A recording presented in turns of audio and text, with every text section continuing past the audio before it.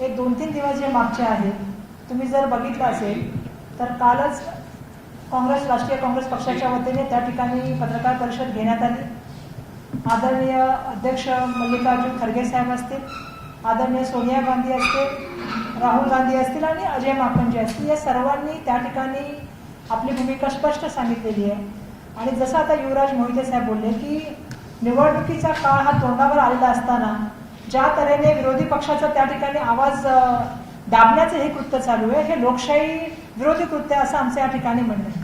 खरं तर ED, CBI, income tax याचा वापर सरेबापणे हा विरोधकांना दाबण्यासाठी आणि त्यांचा आवाज बंद करण्यासाठी त्या ठिकाणी होत आहे. आपल्यालाही माहिती आहे की कुठल्याही राजकीय पक्षाला त्या ठिकाणी इन्कम टॅक्स लावला जात नाही. अशा वेळेला काँग्रेसची 1111 खाती जी आहेत ती गोठवण्याचं काम झालं. त्या ठिकाणचे असलेले जवळपास 210 कोटी रुपये जे आहेत ते त्या ठिकाणी घेण्याचा प्रयत्न केला गेला. आमचं म्हणणं असं आहे की ज्या वेळेला निवडणुकीच्या तोंडावर सगळ्यांना माहिती की इलेक्ट्रिकल बॉन्डचा विषय आहे, हा त्या ठिकाणी सुप्रीम कोर्टाने सुद्धा बेकायदेशीर ठरवलेला आणि असंसदीय ठरवलेला आहे. अशा वेळेला खरं तर भाजपाने या सगळ्या गोष्टीवरती उत्तर द्यायला पाहिजे. देशाच्या प्राईम मिनिस्टरने त्यावेळी जबाबदारी घेऊन राजीनामा द्यायला पाहिजे होता. भाजपाच्या अध्यक्षांनी त्यावेळी जबाबदारी घेऊन राजीनामा द्यायला पाहिजे होत्या.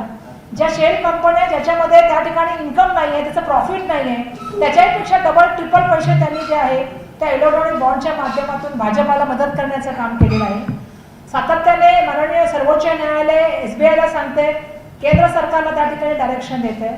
अशा वेळेला आपण जर बघितलं तर काँग्रेस पक्षाची खाती गोठवणं, त्या ठिकाणी विरोधकांचा आवाज दाबणं हा जो प्रयत्न चालू आहे, अशा वेळेला मला वाटतं की आता ही लढाई भारतीय लोक विरुद्ध भाजपाशी होणार आहे अशी आमची या ठिकाणी म्हणणं आहे. कारण ज्या तऱ्हेने लोकांना सुद्धा कळायला लागलेलं आहे की भाजपाचा हा जो प्रयत्न एका ठिकाणी सांगायचा 400 पार आणि दुसऱ्या ठिकाणी विरोधकांना त्या बिलकुल त्या ठिकाणी थांबवण्याचं काम करायचं, परंतु काँग्रेस पार्टी याच्याने डगमगणार नाही. येणाऱ्या काळामध्ये आम्ही आमचा उद्देश घेऊन लोकांसमोर जाऊ, लोकांना सांगू की मोठे मोठे इलेक्ट्रॉनिक्स बॉन्ड घेऊन कोण त्या ठिकाणी पैशाचा वापर करत आहे. प्रत्येकाला असं वाटायला लागलंय की भाजपाला की आम्ही जे आहे ते सगळ्या सरकारी यंत्रणेचा वापर करू, बाकीच्या गोष्टीचा वापर करू, परंतु जनता ही ह्या देशाच्या संविधानाच्या माध्यमातून जे आहे ते सर्वश्रेष्ठ आहे. त्यामुळे जनता या संदर्भामधला निर्णय घेईल.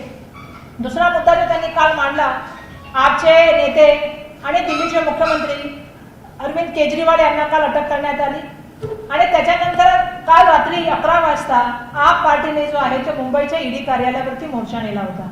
त्यांच्याशी ज्या तऱ्हेने वागण्याचं काम तिथल्या अधिकाऱ्यांनी केलं, खरं तर मद्याच्या संदर्भामधलं ठेकेदारी संदर्भातलं ते जे सांगतात की ते त्याच्यामुळे ती केस घेतली गेली, पण जो अधिकारी त्या ठिकाणी उपस्थित होता तो स्वतःच दारू पिलेला होता. आणि ज्या तऱ्हेने त्यांनी तिथल्या अध्यक्षा प्रीती मेनन असतील, तिथे त्यांच्याबरोबर जे कार्यकर्ते असतील, यांच्यावर जे वागण्याचं काम केलं तो सुद्धा आम्ही या ठिकाणी मोठ्या प्रमाणामध्ये निषेध व्यक्त करतो. तर आता असा निषेध आम्ही आता या ठिकाणी करणार आहोत. पण या सगळ्या गोष्टीमध्ये जर बघितलं तर विरोधकांना त्या ठिकाणी आवाज दाबायचा आणि इतर विरोधी पक्षामधल्या लोकांना ईडीच्या कारवाई करायच्या, नंतर आपल्या पक्षात सामावून घ्यायचं आणि मग क्लोजर रिपोर्ट द्यायचा. ही नवीन परंपरा जी आहे ती केंद्र सरकारच्या राज्य सरकारच्या माध्यमातून चालू आहे. त्याच्या विरुद्ध आवाज उठवण्यासाठी आजची आम्ही ही पत्रकार परिषद घेत आहोत आणि या पत्रकार परिषदेच्या माध्यमातून महाराष्ट्रातल्या जनतेला, मुंबईच्या जनतेला आम्ही आव्हान करत आहोत की आता ही लढाई जी आहे, जसं मी सांगितलं, भारतीय लोक विरुद्ध भाजपा अशी आहे. ही लढाई जनशक्ती विरुद्ध धनशक्तीची लढाई आहे. त्यांच्याकडे आपल्याला माहिती आहे की मोठ्या मोठ्या शेअर कंपनीच्या माध्यमातून किती पैसे जमा झालेले आहेत. अशा वेळेला या देशाच्या स्वातंत्र्याच्या लढाईमध्ये आपल्या सगळ्यांना दुसरं स्वातंत्र्य, कारण दडपशाही त्या ठिकाणी, हुकुमशाही एका ठिकाणी चालू आहे आणि एका लोकशाहीच्या माध्यमातून आम्ही लढण्याचा प्रयत्न करत आहोत. कोणाला काही विचारायचं है? हिंदी। आप सबको पता है कि जो है चुनाव अभी सामने हम सबको दिख रहा है। ऐसी परिस्थितियों में कल जो है हमारे राष्ट्रीय कांग्रेस की अखिल भारतीय के हमारे अध्यक्ष आदरणीय मल्लिकार्जुन खरगे साहब, आदरणीय सोनिया गांधी जी, आदरणीय राहुल गांधी जी, आदरणीय अजय माकन जी, इन्होंने आप सबको मार्गदर्शन किया और बताया कि जिस तरह से पूरी तरह से ये उनकी लड़ाई जो है वो लोकशाही विरोधी है और विरोधी पक्ष का जो है वो पूरी तरह से उनको कैसे उनको तकलीफ दे, ये हमेशा कोशिश उनकी रही है। लगभग 11 जो खाते हैं, क्योंकि ये लड़ाई लोकशाही की है और लोकशाही से हराने की बात होनी चाहिए, लेकिन जिस तरह से विरोधों को तकलीफ देने का काम चल रहा है, कांग्रेस पार्टी के बैंक के 11 जो खाते हैं उनको बंद करने का निर्णय लिया है। साथ ही साथ में कांग्रेस के जितने भी पैसे हैं उसको फ्रीज करने का काम किया है, जबकि सबको मालूम है कि जितनी भी पार्टी है उनको कोई भी इनकम टैक्स लगता नहीं। लेकिन दुर्भाग्यवश हम देख रहे हैं कि भाजपा की जो नीति चल रही है, जबकि एक तरफ माननीय सर्वोच्च न्यायालय कह रहा है कि इलेक्ट्रॉनिक बॉन्ड जो आए हैं वो बिल्कुल असंसदीय है और बेकायदेशीर है, ऐसे समय में भाजपा ने इसकी जिम्मेदारी लेके नैतिक तौर पे जो है वो राजीनामा देना चाहिए था। देश के प्राइम मिनिस्टर ने राजीनामा देना चाहिए था, लेकिन वो कहीं भी देने का बात नहीं हो रहा है। और दूसरी तरफ विरोधक को ईडी, सीबीआई, इनकम टैक्स का पूरेपूर वापर करके जो है उनकी आवाज दबाने का काम हो रहा है।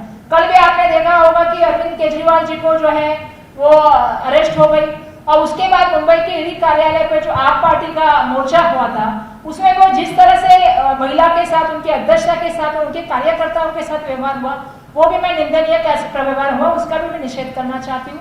एक तरफ मद्य की ठेकेदारी के ऊपर वो बात करे, दूसरी तरफ उनका अधिकारी जो है वो मद्य लेके कर था।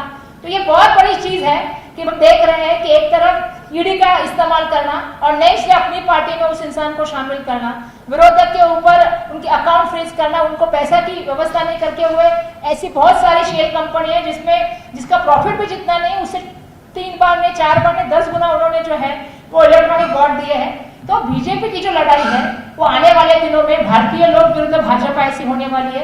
एक जगह पे जनशक्ति है और दूसरी जगह पे धनशक्ति की ये लड़ाई होने वाली है। मैं ये समझती हूँ इस देश की लोकशाही अगर बचानी है तो हम सबको एक जगह आना पड़ेगा और एक जगह आके इस देश को दड़बशाही से, इस देश को दहशतवाद से अगर बचाना है तो, और बिल्कुल मुझे लगता है इस देश का संविधान बचाना है तो हम सबको इस जगह पे एक साथ मिलकर आना पड़ेगा। तो मैं आप सबका बहुत यहाँ पे धन्यवाद व्यक्त करती हूँ।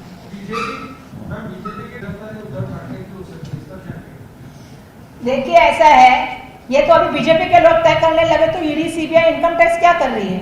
ये स्वायत्त है क्या? ऑटोनोमस बॉडी है क्या? इस पे सवाल इस बात से उपस्थित हो रहा है। बीजेपी के लोग कहेंगे, आरएसएस की शाखा में तय होगा कि अगला किसको पकड़ना है और उसके ऊपर कार्रवाई हो रही, तो देश हमारा कहाँ जा रहा है? और देश की जनता को यह समझना होगा कि कल तक रविंद्र वाइकर को ईडी लगती है और दूसरे दिन वो दूसरी पार्टी में शामिल हो जाते हैं, तो क्या हो जाता है आपको पता है। कितने सारे एग्जाम्पल हम महाराष्ट्र में देख चुके हैं। अजित दादा से लेके, हसन मुश्रीफ से लेके, छगन भुजबल से लेके बहुत सारे एग्जाम्पल है। जब उनको जाती है चौकसी करने ईडी या कोई अदर सरकारी यंत्रणा और उसके बाद वो दूसरे पार्टी में शामिल हो जाते हैं तो सब बंद हो जाता है। उन्हीं के किसी विधायक ने, किसी एक एमएलए ने कहा था कि जब हम भाजपा में गए हैं तो हमें अच्छी से नींद आ जाएगी। ये भावना कब पैदा हो रही है? इसका मतलब पूरी तरह से आपने सरकारी यंत्रणाओं की ऑटोनोमस बॉडी बंद कर दी है और पूरी तरह से आपने देश को जो है किसी एक व्यक्ति के इर्द गिर्द और एक व्यक्ति के अनुसार वो चीजें चल रही है, जो मुझे लगता है इस लोकशाही के लिए घातक है।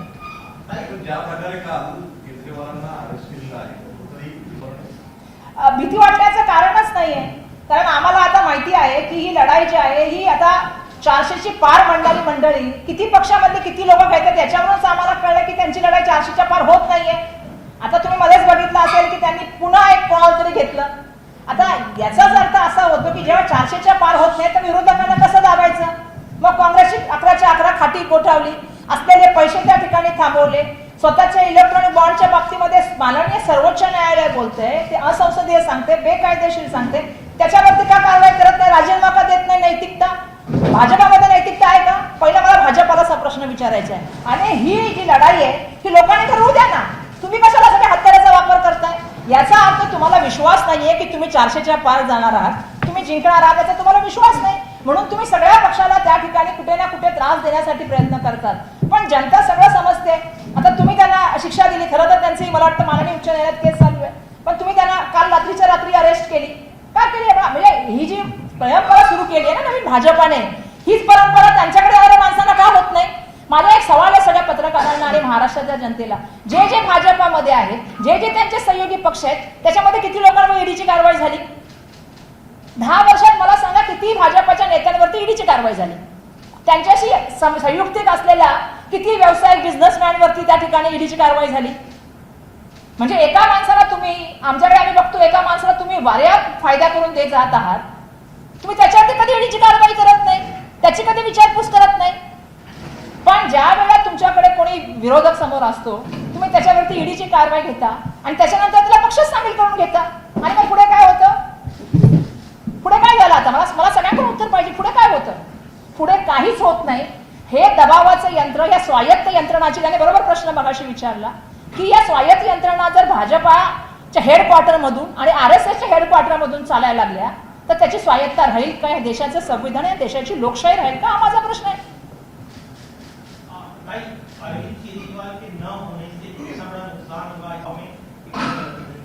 नहीं, मैं समझती हूँ कि देखिए जनता बहुत सबल है. मैंने इसीलिए कहा कि अब की लड़ाई जो है ना, ये भारतीय जनता पार्टी विरुद्ध भारत की जनता, ये लड़ाई है. आप सभी सरकारी यंत्रणाओं का इस्तेमाल करो, आप पैसे का इस्तेमाल करो, पर इस देश में जहां जनता देश का संविधान मानती है, इस देश की जनता लोकशाही मानती है, इस देश की जनता जानती है कि विरोधक होना चाहिए. आप एक तरफ 2-3 लोगों को इतने फायदे किए जा रहे हो, इतने फायदे किए जा रहे हो, उनके ऊपर ईडी की कार्रवाई नहीं हो रही. मैं जैसा कहा कि भाजपा के किसी आदमी के खिलाफ ईडी की कार्रवाई नहीं हो रही है, तो जनता सब समझदार है. इलेक्शन आ गया तो आपने कांग्रेस के सब खाते को फ्रीज कर दिया. आप 10 साल से देश के प्राइम मिनिस्टर हैं. मैं देश जनता से भी पूछना चाहती हूँ, अभी तो उनको बोलना पड़ेगा महंगाई पे, बेरोजगारी पे, महिला सुरक्षा पे. अब तो आपको बोलना पड़ेगा. जैसे आप इलेक्शन आएगा, आप विरोधक को जो है वो कुछ ना कुछ करोगे, सरकारी यंत्रणाओं का इस्तेमाल, और साथ साथ में आप ये भी कर दोगे कि जाति की बात करके कहीं ना कहीं लोगों में झगड़ा लगाने का काम करोगे, तो आपको जिम्मेदारी उठानी पड़ेगी. 10 साल सरकार आपकी थी, अभी आप बोल नहीं सकते हो, तो आपको जिम्मेदारी उठा के बात करनी पड़ेगी. आपको इलेक्ट्रॉनिक बॉन्ड की बात करनी पड़ेगी, आपको SBI को जवाब देना पड़ेगा. आप इससे भाग नहीं सकते हो अभी. और 400 पे पार की बात करते हो आप, और आप विरोधक से इतना डरते हो. आप राहुल गांधी जी से डरते हो, आप अरविंद केजरीवाल से डरते हो, आप उद्धव ठाकरे से डरते हो, आप सबसे डरते हो. ये तो मेरा कहना है, और मुझे पूरा विश्वास है इस बार जनता दिखा देगी कि किस तरह की सरकार आएगी. इसीलिए सब डर का माहौल है, इसलिए सब चीजें हो रही है. सांगायचं की ऑलमोस्ट आमच्या जागांचा प्रश्न संपलेला आहे. मला वाटतं चर्चा आहे पुन्हा, परंतु आमचा ऑलमोस्ट प्रश्न जागांचा सुटला आहे. जसं मी तुम्हाला सांगितलं की आम्ही नेहमी लक्षात एक गोष्ट ठेवून चाललेलं आहे की ही लढाई ही लोकशाहीसाठी आहे, देशाच्या संविधानासाठी आणि देश एकत्रित ठेवण्यासाठी. त्यामुळे पुढे मागे करून आम्ही एकत्र राहण्यासाठी प्रयत्न करत आहोत आणि सर्वांनी एक दिलाने हा निर्णय घेतला. त्यामुळे जे थोडेफार प्रश्न असतील ते पण सामंजस्याने सोडून घेण्याचं काम आहे. आणि मुंबईमध्ये जसं तुम्हाला मी सातत्याने आम्ही सांगतो की आम्ही हेच म्हणतोय की मुंबईमध्ये काँग्रेसला इक्वल जागा मिळाव्यात आणि कमीत कमी 2 सीटा तरी आम्हाला चांगल्या मिळाव्यात.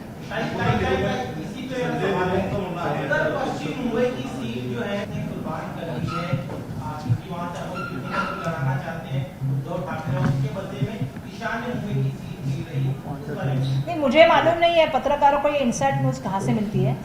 जहाँ से भी मिलती है मुझसे शेयर कर लीजिए, क्योंकि मुझे ये मालूम नहीं है कहाँ से मिल रही है, कि किसके लिए किसने कुर्बान किया. लेकिन मैं इतना जरूर कहना चाहूंगी कि ये वक्त है देश के लिए कुर्बान करने का, क्योंकि ये देश है, इस देश को एक संग रखना है.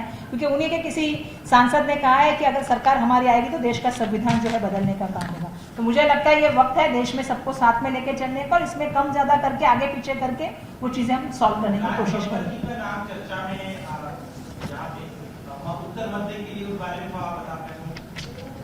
देखिए, चर्चा में तो बहुत सारे लोगों का नाम है, उत्तर मध्य में तो बहुत सारे. आपका भी नाम चल रहा है.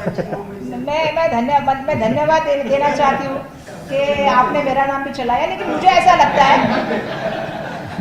लगता है कि हम सबका सोच यही है कि इस बार लड़ाई संगीन है और लड़ना है, क्योंकि हमारा सोना जो SBI में है, RBI में है हमारा सोना, वो भी गिरवी गया है.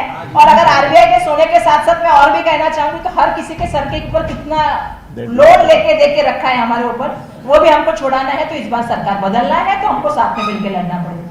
धन्यवाद. ABP माझा, उघडा डोळे बघा नीट.